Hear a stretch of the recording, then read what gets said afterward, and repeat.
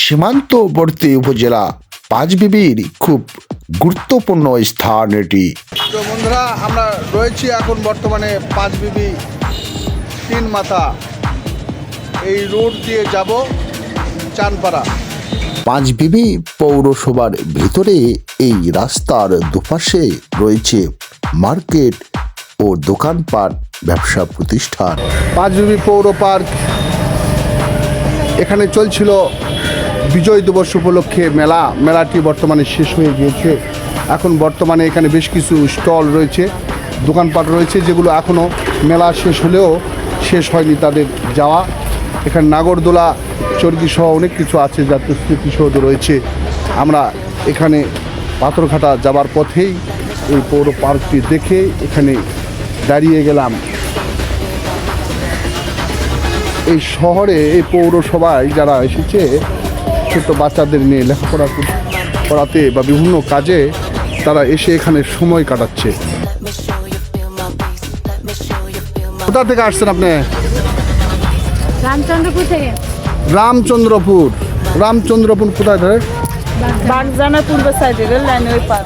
বাগজানা। বাচ্চারা লেখাপড়া করে এখানে? হ্যাঁ। এটা কি বাচ্চা আপনার? এটা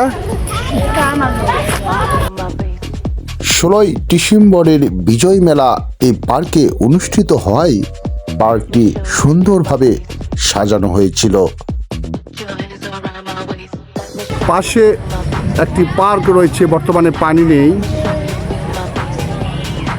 এই পাশে আসলে বিজয় মেলার দিনে এখানে অনেক লোকজন ছিল। তবে এখনো যায়নি চর্গি, নাগরদোলা, দোলনা সহ শিশুদের বিভিন্ন জাতীয় খেলনাগুলো। ছোট্ট বাচ্চারা সহ অনেকেই নাগরদোলাতে দুলছে। পার্কটিতে রয়েছে মুক্তিযুদ্ধের একটি স্মৃতিসৌধ। এই যে কবুতর, এগুলো বিক্রি হবে বাবু? বিক্রি হবে ভাই? এখানে কি হবে? পার্ক থেকে বেরিয়ে আবারও চলছি সেই শহরের প্রধান রাস্তা দিয়ে। যেতে যেতে আমরা দেখব পাঁচবিবি এই পৌরসভা। আমরা এখন পাঁচবিবি পৌরসভার ভিতর রাস্তা দিয়ে যাচ্ছি। এটি পাঁচবিবি প্রধান রাস্তা, যে শহরের পৌরসভার প্রধান রাস্তা। পুরনো এই শহরের ভিতরে রয়েছে একটি রেল স্টেশন। এই পাঁচবিবি শহরের ভিতর দিয়ে এই যে রেল লাইনটি, এটি দেশের বৃহত্তম রেল লাইন। এটি চিলাহাটি থেকে জয়পুরহাট শহর হয়ে খুলনা গিয়েছে। আমরা এখান থেকে এখন চানপাড়া যাব, এই যে অটো চড়ে।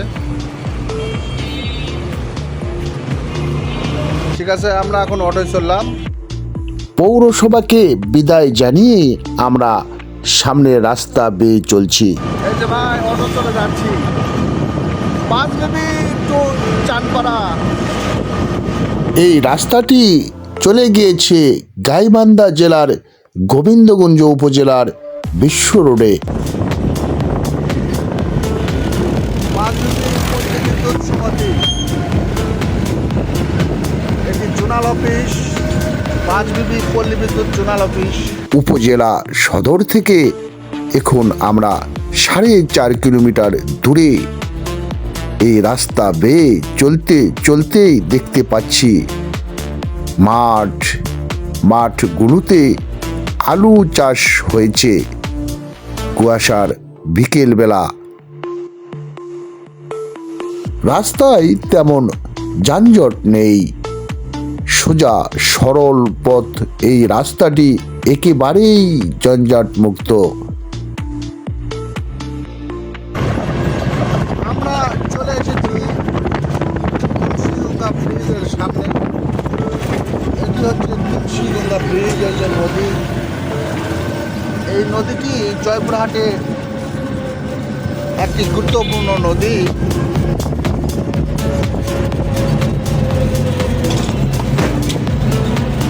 পাঁচবিবি খুবই নিকটতম জায়গায় এটি অবস্থিত। তুলসীগঙ্গা নদী জায়গাটা পিস্কার ঘাট, স্থানটি পিস্কার ঘাট বলে পরিচিত। এখানে একটি বাজার রয়েছে।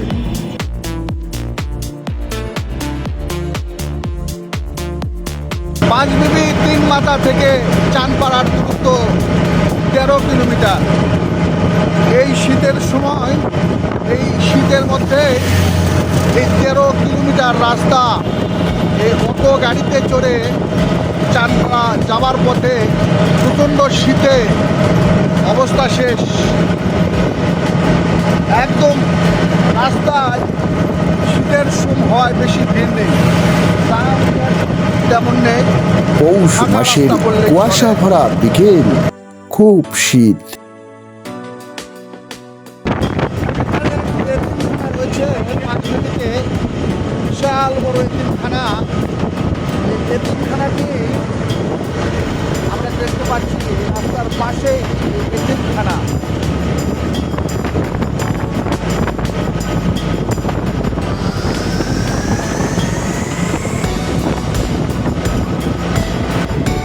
বাজার, এটা সালাইপুর বাজার। সালাইপুর না,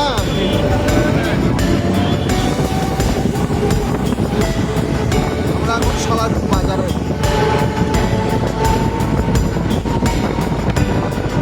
সামনে একটি ব্রিজ রয়েছে, এই নদী রয়েছে, নদীর ব্রিজ রয়েছে। সামনে দুই পাশে দেখছি আমরা ব্যারিকেড। আমরা সেই চাঁদপাড়ার পাশেই চলে এসেছি। আমরা ব্রিজের উপরে যাবো। একটু পরে ব্রিজ হবে।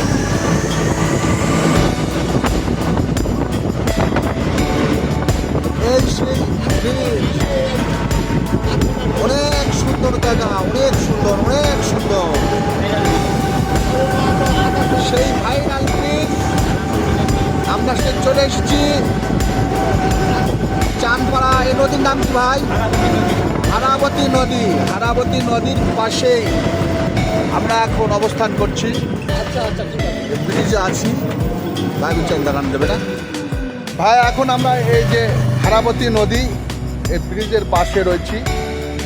এই সে নদী, সুন্দর দৃশ্য দেখেন।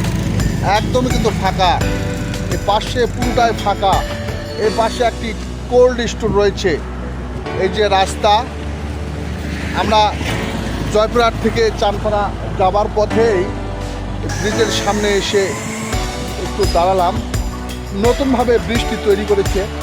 এই যে পুরাতন ব্রিজ, ওদের পাশে পুরাতন ব্রিজ অনেকেই রয়েছে।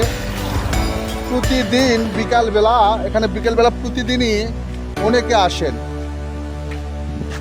আমরা এই পাশে যাব চাঁদপাড়া।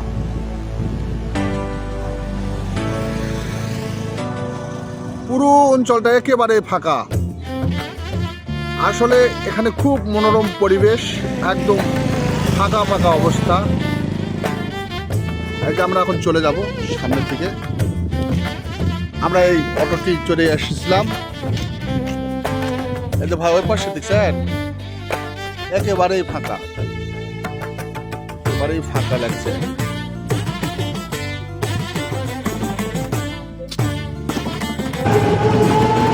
এই যে ব্রিজ পার হয়ে চলে আসলাম ভাই, ব্রিজ পার হয়ে চলে আসলাম।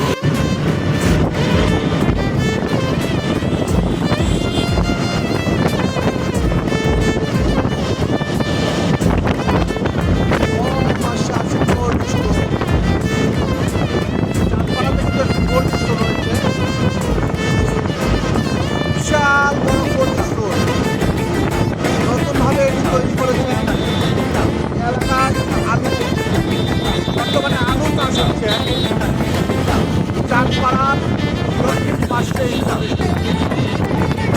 চলে এসেছি মতো চাঁদপাড়া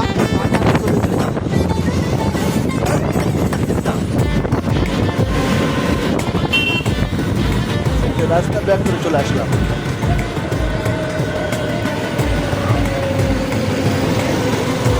রীতিমতো আমরা এখন গাড়ি স্ট্যান্ড করবো, তারপরে এখানে নামবো, চা খাবো, তারপরে আবার বাকি ভিডিওটি শুরু করবো।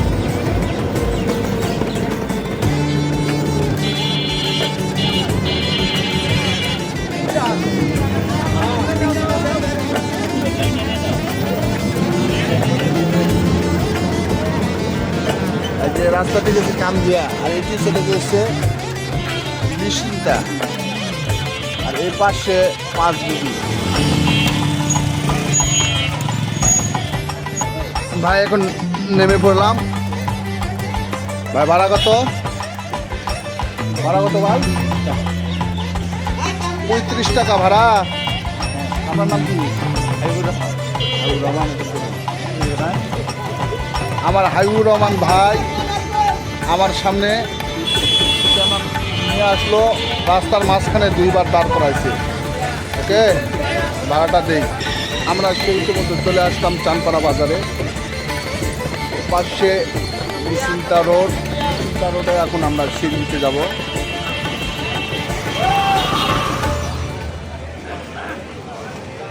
বট গাছটি কিন্তু অনেক পুরনো। এখানে এই ভাইয়ের দোকানে একটু চা খেয়ে নেই, তারপর চা খেয়ে আমরা পাঠানপাড়ার দিকে যাবো। ঠিক আছে,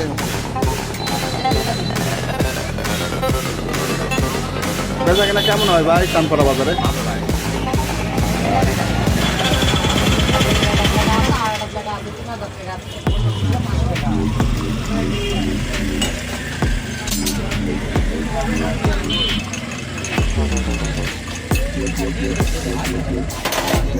চা হয়ে গেছে ভাই?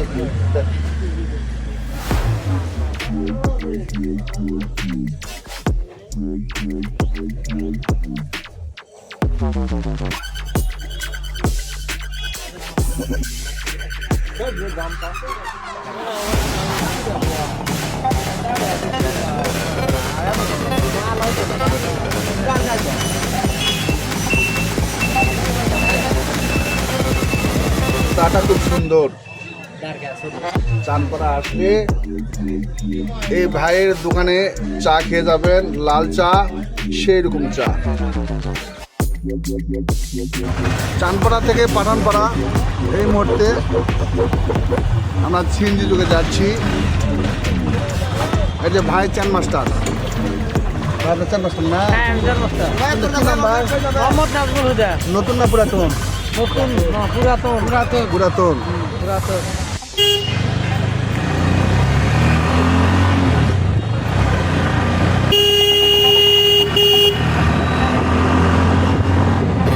পাঠানপাড়া যাবার পথে রওনা দিয়েছি। রাস্তায় অনেক অটো রিক্সা, ভ্যান দেখতে পাচ্ছি।